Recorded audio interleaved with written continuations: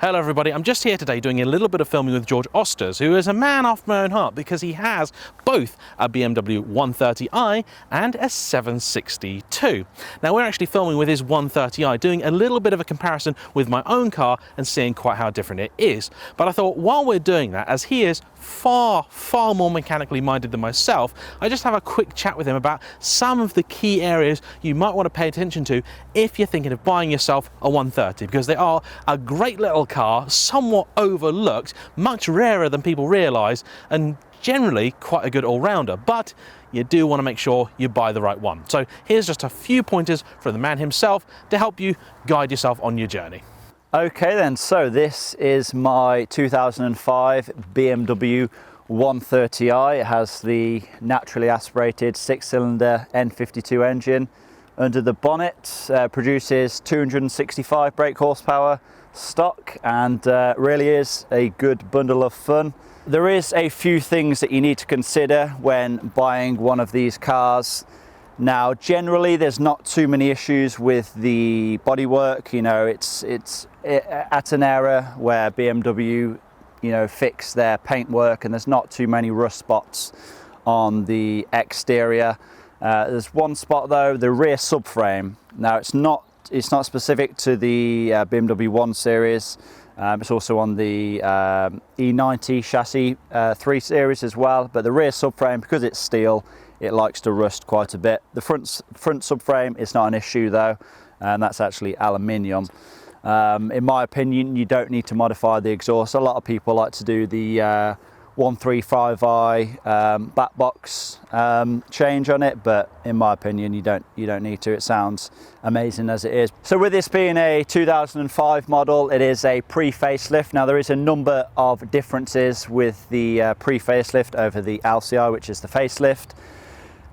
Differences between the headlights and the tail lights as well. A few little cosmetic differences as well with the mirror caps, things like that. They're not color coded to the car. The major difference, and it's one of the reasons why I actually prefer to buy a pre-LCI, is the steering. Now it's quite a controversial subject.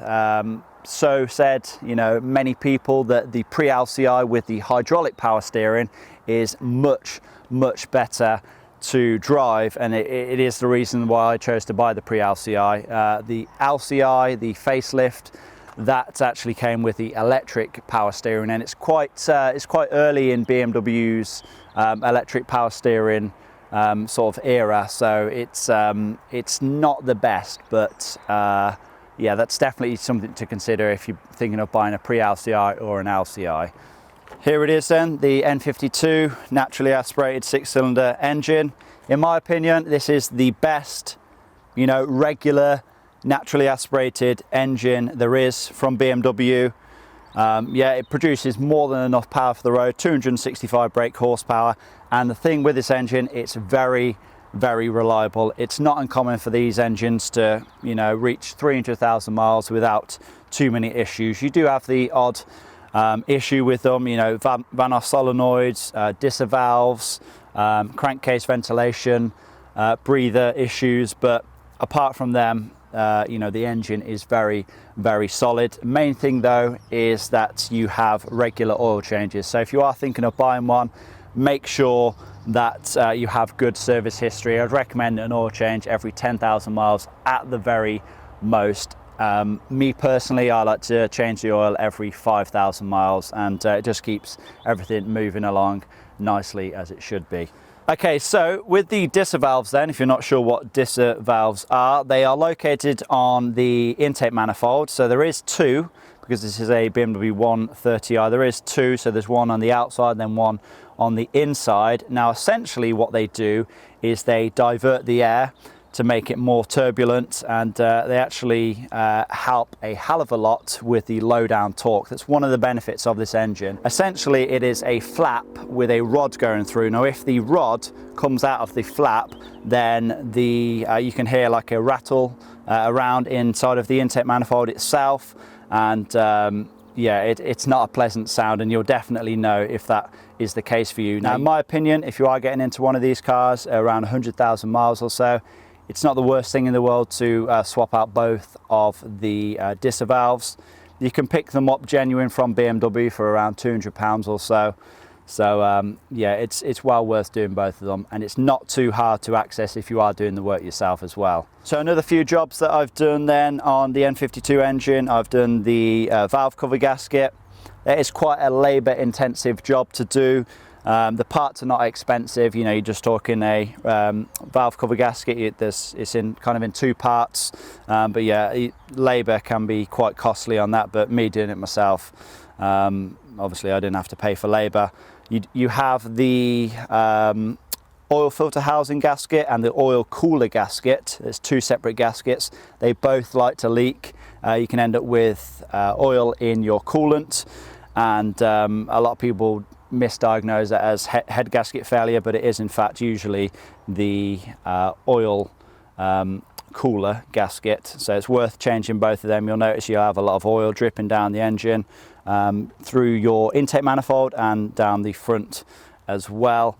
So if you're not sure if yours is a pre-LCI or an LCI, if you have a pre-LCI, you will have this coloured engine cover. Now this is just an engine cover, this is just plastic, but beneath that there is a magnesium valve cover.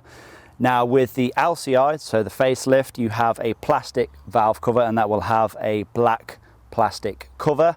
Now with the LCI, you will not have this, which is the hydraulic power steering reservoir.